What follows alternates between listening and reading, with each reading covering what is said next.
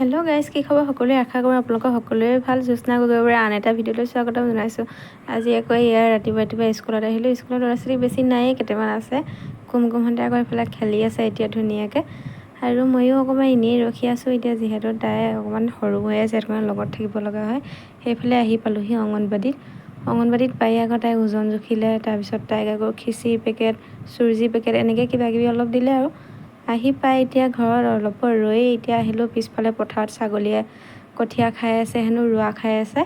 সেইকাৰণে এতিয়া ৰোৱা চাবলৈ আহিছোঁ। ক'তনো কিমান খাইছে নাজানো, এতিয়া চাওঁ। তাকে আমাৰ ঘৰৰ পৰা অকণ পিছফালে আহিব লাগে যে, ইয়াত ছাগলী লাগি আছে এইফালে। আৰু আমাৰ অলপ খাইছে, বেছি খাব পৰা নাই বাৰু। কাষৰবিলাক খাইছে, সিফালে পানী হৈ আছিলে যে খাব পৰা নাই। এয়া আমাৰ ৰোৱা ধুনীয়াকৈ ৰুই থৈছে। এইখিনি আকৌ খুৰীহঁতৰ, আমাৰ অকণমান আগলৈ আছে। এয়া ইমান ধুনীয়া লাগিছে ন, পথাৰ ইমান ধুনীয়াকৈ বতাহ মাৰি আছে, থাকিয়ে বহুত ভাল লাগিছে। মই অলপ ইয়াতে ৰখিলোঁ আৰু আহি পাই এতিয়া ইয়াত গধূলি হ'ল। এতিয়া গধূলি আকৌ এইফালে মানুহজনে আজি হেনো লোকেল মুৰ্গী খায়, সেইকাৰণে এতিয়া লোকেল মুৰ্গী বচাত লাগি আছে ভাইটি আৰু এওঁ দুইজনে। এতিয়া মুৰ্গী বচা কটাত লাগি আছে।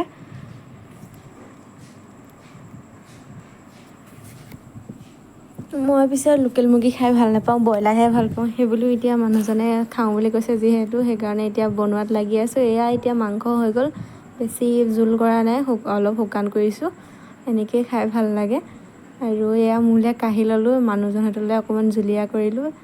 এইফালে আকৌ পিছদিনাখন স্কুল আহিব হ'লেই নহয়। এয়া স্কুলত আহি আমনি লাগিছে এতিয়া থাকি, সেইকাৰণে এনেকৈ ভিডিঅ'কৈ অকণ বনাই বহি আছোঁ আৰু।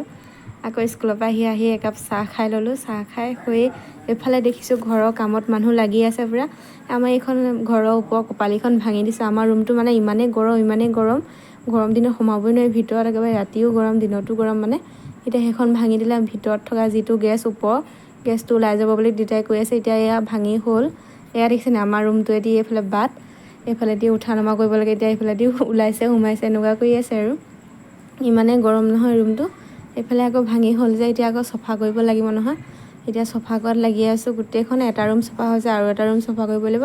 এইফালে আকৌ আমাৰ ৰুমকেইটালৈ পৰা নাছিলে, অলপ ধূলি বালি পৰিছে ফাকেদি, কাঠৰ ফাকেদি। চিলিঙিখনৰ কাঠখিনি ফাকেদি পৰিলে এইফালে এইটো ৰুম আজৰি হৈছে। আৰু ইটো ৰুমো এতিয়া আজৰি কৰি লওঁ।